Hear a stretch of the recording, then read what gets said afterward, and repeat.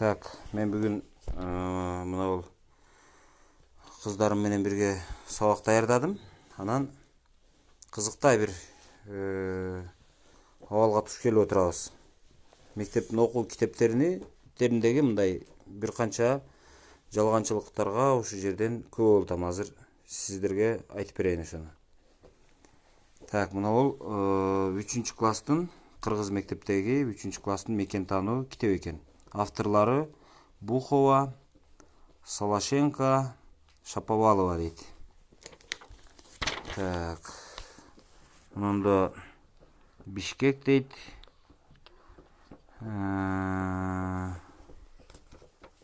Кыскасы. Так, мында не дептир?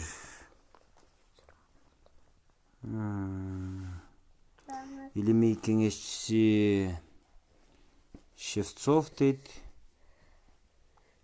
Редакциялык кеңеш Давлетова, Усманова, Шикина, Саалиев, илимий кеңешчи Шевцов дейт. Душкина дейт. Рецензенти. Эми мына жерде дагы бир кызыктай жагдайларды азыр көрөсүздөр. Мисалы, мынтип жазыптыр. 3 класстын окуу китебинде конституцияга өлкөбүздүн жарандарынын көпчүлүгү макул болгондо гана өзгөртүү киргизилет дейт. Биринчиден мен түшүнбөйм да, ушул 3 класстын окуучусу конституциянын эмне экенин кайдан билсин? Анан ал ушул 3 класстан баштап конституцияны өзгөртүүнү окуш керек экен. Анан мына жакта бир нече мына бийлер жана башкалар, бирок булардын бардыгы илимий темада мындай текст менен жазылган. Мындай бир жөнөкөй адам түшүнө турган эмеде эмес. Ондо компастар турат, мисалы. Компасты 3 класстын окуучусу кайдан түшүнсүн, аны колдонууну кайдан билсин? Же буларга карматып көрбөсө? Мисалы, мекен таануу, Кыргызстандын мекен таануусуна мына бул жаратылыштагы түндүк уюл, түштүк уюл, магниттик кубулуш дегендерди 3 класста окутуш керекпи? Мисалы, менин эсимде бар, муну биз 7 класста окуганбыз. Магниттин 2 уюлу бар дейт. Түндүк уюлу көк түскө, түштүк уюлу кызыл түскө боелгон. Эми магниттин бир түскө боелгон учтарын тийиштирсек, анда магниттер бири-бири түртөт, окшош уюлдар түртөт, кыскасы ушуга окшогон илимий эмелер. Муну физикада жакшылап тереңдетип окутса жөндүү болмок. Мисалы, мен өзүм 3 класс малымды элестетем да. 3 классымда мен эжекем менин доска сүздүрүп атканын эсимде. Андан тышкары алтын куш деген жанагы эме бар эле, жомок бар эле. Ошол эмелер эсимде. Анан мына жерде Ош деген жерде бир кызыктай эме жазылыптыр. Мындан карагыла. Ош шаары жөнүндө экен. Мына. Азыр Ош шаары дейт, Фергана өрөөнүндөгү ири өнөр жай жана соода борбору дейт. Ошто жибек комбинаты бар дейт. Анда кездеме токулат дейт. Жана Борбордук Азиядагы ири комбинаттардын бири дейт. Жибек комбинатында республиканын бүткүл жибеги жасалат. Шаарда машина куруу өнүккөн дейт. Жеңил тамак аш, жыгач иштетүүчү өнөр жай ишканалары иштейт дейт. Ошто эл аралык маанидеги аэропорт бар дейт. Эми Ошто ушунчалык жазыптыр. Биринчиден мынау эмелерди карап көрөлү. Мынау Ошто бул кызылдай жалганчылык дейм да мынанычы. Мисалы, Ошто биринчиден азыр жибек комбинаты жок. Жибек комбинатынын жок болгонуна бир 27-30 жыл болуп калды. Анан жибек комбинаттары токулат, Орто Азиядагы ири комбинат дейт. Азыр бул жалган. Шаарда машина куруу өнүккөн деп турат, мына карасаңар. Машина куруу өнүккөн дейт. Шаарда машина куруу өнүккөн эмес да Ошточу. Мындай жалганды бергенден көрө Ош шаарында тротуарлар уурдалган, Ош шаарында коррупция гүлдөгөн, Ош шаарында дааратканалар өтө кейиштүү абалда, Ош шаарынын санитардык абалы начар. Дагы эмне десе болот? Ош шаарында жолдор тар, машиналар көп жолдордо пробка деген сыяктуу окутса, туурараак болобу дейм да. Анан мынаны карагыла. Кыргызстандын дагы бир байыркы шаарларынын бири дейт, өзгөн дейт. Аны түрктөр 2000 жылдан ашык мурда кербен жолунда негиздешкен дейт. Менин оюмча 2000 жылдан ашык мурда деген сүйлөмдүн өзү туура эмес. Эгерде муну баягы советтик энциклопедиядан көчүрүп алган болсо. Анан качандыр бир кезде өзгөн байыркы мамлекеттин борбору болгон дейт. Аны түрктөр 2000 жыл илгери негиздешкен. Эми түрктөр негиздегенин мисалы бул 3 класстын окуучуларына не кереги бар дейм да. Анан кийин аны 2000 жыл илгери дейт. 2000 жыл не экенини, 2000 жылдын канчалык көп убакыт экенин ушул 3 класстын окуучусу аңдап биле алабы дейм да. Мындай 2000 жылды мындай чоң адам деле элестетиш кыйын да. Бул 2000 жыл деген мындай даже 2000 сом дегендей эмес да булчу. Бул 2000 жыл деген канча, бул 20 кылым деген сөз да булчу. 100 жылдыктан 20сы 2000 жыл болуп атат. Деп. Кыскасы эми бул мен азыр жанагы көргөн бир эле ушул мекен таануу сабагын барактап көргөндөгү мындай бир эки эле барактагы ката ушулар да. Муну дагы мынтип кете берсе көп болсо керек. Мынау байыркы Арсланбап дейт, буга окшогон жомокторунда дагы бир нече каталар жүрөт. Шу жерде дегенге окшогон сөздөр.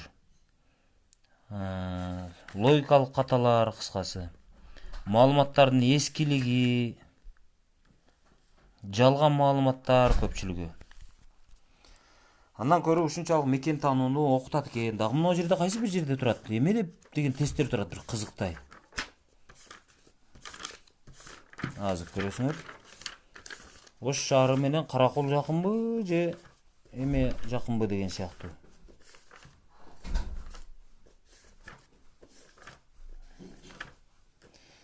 Так. Мына компас, мыналарды физикада окутчу элем. Азыр физика буларга кире элек да. Мисалы аймактын планы дейт. 3 класска аймактын планы маанилүүбү? Мисалы айтыңыздарчы, мисалы сиз 3 класссыз. 3 классыңызды элестетип көрүңүз. Ошол 3 класста сиз үчүн эмне маанилүү болчу? 3 классыңызда эмнени окутканы, мисалы сиздин эсиңизде бар. Ошону бир мындай көрсөңүз болот, мындан караң. Көп кылымдар мурда адамдар жашаган жеринен алыс чыкканда кайра келүү үчүн жолду эстеп калууга аракеттенишкен. Аскаларга, таштарга, капчыгайлардын бооруна, кайыңдын кабыгына, жаныбарлардын терисине курчап турган чөйрөнүн сүрөтүн тартып коюшкан. Эми бул эме болот. Аңчылык кылган жерин өздөрү басып. План дейт. Шарттуу белгилер менен тегиздикте аймактын анча чоң эмес участогун сүрөттөө дейт. Планда бардык нерселер кичирейтилген сүрөттө тартылат. Түрү боюнча жогору жагынан предметтин көрүнүшүн, анын өлчөмдөрүн жана ушул. Эми мына жана деген сүйлөмдөр ушунчалык көп баш, мисалы бир сүйлөмдү окуп барып аягына чыккычаң башын унутуп калып атасың. Предмет дейт, мисалы периметр деген сөздөр жүрөт. Дагы мына математикасында азыр бирдемени окуп аттык. Да бир кызыктай бир азыркы жаңы эмелер пайда болуп калыптыр.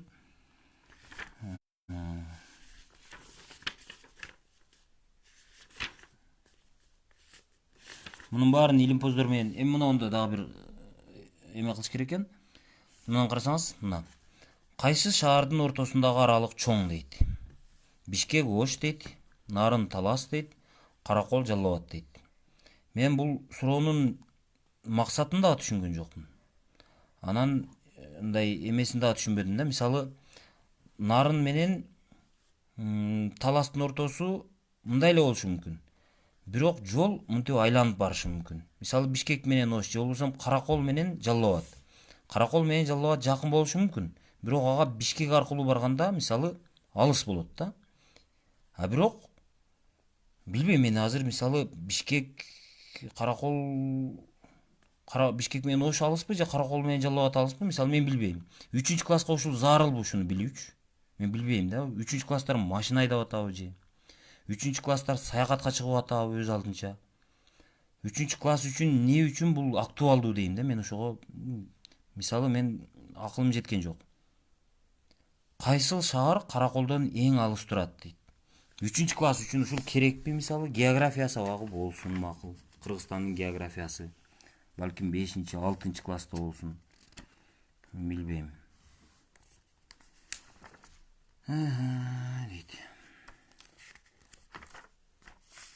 Азыр башка облустарды карап көрөлүчү. Мисалы Ошту жазыптыр, Өзгөндү жазыптыр. Балким Жалал Абадта дагы өтө чоң өндүрүш бардыр. Жакшы, мунун Токой чарбасын жазышыптыр. Баткен облусуна барабыз дейт. Ал 1999 түзүлгөн. Облустун борбору Баткен шаары. Баткен облусунан көмүр, сымап, сурма казылат. Облустун эли айыл чарбасында иштешет. Өрүк, тамеки өстүрүшөт, мал багышат. Тамеки кыйладан бери өспөй калган, эгерде кабарыңыздар жок болсо. Баткен облусунда түрдүү улуттун өкүлдөрү кыргыздар, өзбектер, тажиктер жашайт. Жергиликтүү тургундар мыкты багбандар. Мунусу туура. Бирок жергиликтүү тургундардын мыкты багбан экени 3-класстын окуучусу үчүн канчалык маанилүү дейин да? Багбансыңбы, мастерсиңби, криминалсыңбы, 3-класс үчүн айырмасы эмне дейин да? 3-класс азыр менин оюмча мындай курсагы тойсо эле болду деп жүргөн болсо керек деп ойлойм мен. Балким жаңылышып аткандармын. Жыл сайын бактар мол түшүм берет. Баткен өрүгү облустун сыймыгы дейт. Ал өзгөчө даамдуу, ширелүү жана таттуу. Кара булак айылына токтойлуу дейт. Кийинки жылдары ал бүткүл республиканын аймагына белгилүү болуп калды. Анткени ушул жерде гана жыл сайын жазында таң каларлык айгүл гүлгүлдөйт. Ал жөнүндө жергиликтүү тургундар уламыш айтышат.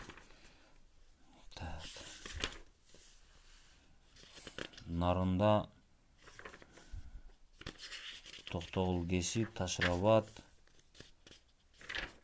Таласта эмне бар экен окуп көрөлүчү. Таласта дагы машина куруу өнүгүп кетпесе эле али. Так, Талас шаары дейт. Талас облусунун административдик жана чарбалык борбору. Ал Кыргызстандын түндүк батышында жайгашкан шаар. Талас суусунун боюнан орун алган. Талас облусу өлкөбүздүн эң кооз жерлеринин бири. Ал бардык тарабынан тоо кыркалары менен курчалган. Талас өрөөнүндө жайгашкан. Талас облусунун калкы кой, уй, жылкы өстүрөт. Облуста дыйканчылыкта өнүккөн дейт. Эгин, тамеки, картошка, жашылча айдалат.